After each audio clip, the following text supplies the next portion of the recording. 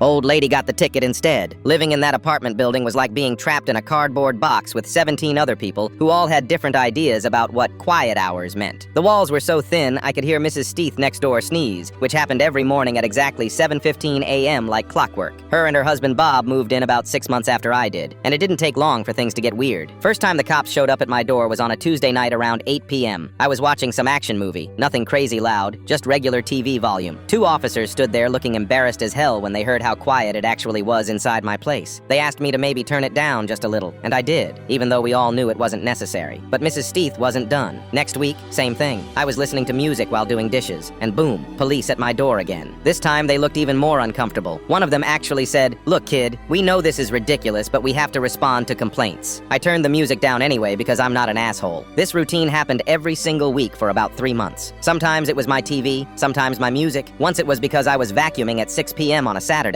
The cops started recognizing me, and I could tell they were getting tired of these calls. Officer Martinez even rolled his eyes when he saw me open the door one time. The breaking point came when they called the cops on me for having friends over on a Friday night. We were playing board games and talking. No music, no TV, just normal conversation. When the officers showed up this time, they looked absolutely done with the whole situation. They walked in, listened for about 30 seconds, and one of them shook his head. That's when I asked the question that changed everything. "Hey, is there any way you guys can ticket someone for repeatedly wasting your time with fake complaints?" Both officers looked at each other, and I saw something click in their eyes. They didn't answer directly, just said they'd look into it and left. But something was different about how they said it. 3 weeks went by without a single police visit. I actually started to relax, thinking maybe Mrs. Steeth had finally given up. But then Gary, our building's maintenance guy, knocked on my door with the biggest grin I'd ever seen on his face. "You gotta hear this," he said, practically bouncing on his feet. "That old bat next door? She got slapped with a massive fine for filing false police reports. Like seriously massive. Over $800. Gary told me the whole story. Apparently, the police had been keeping track of every single call from our building. When they realized Mrs. Steeth had called them 14 times in 3 months for completely bogus noise complaints, they decided to make an example out of her. The final straw was when she called them on a Thursday afternoon claiming I was blasting heavy metal music. Except I wasn't even home that day. I was at work, and Gary had seen me leave that morning. The cops showed up to investigate her complaint, found my apartment completely empty and silent, and that was it. They wrote her up for harassment, filing false reports, and wasting police resources. The fine was apparently so big that Bob had to dip into their vacation fund to pay it. But the best part? Gary said Mrs. Steeth tried to argue with the officers, claiming I must have somehow snuck back into my apartment and turned off all the music right before they arrived. She actually asked them to search my place for hidden speakers. The cops were so fed up at that point that they threatened to arrest her if she didn't stop wasting their time. After that, Mrs. Steeth avoided eye contact with me in the hallway. No more fake complaints, no more police visits, no more drama. She and Bob moved out about 2 months later, and Gary told me it was because they couldn't afford the rent after paying that fine.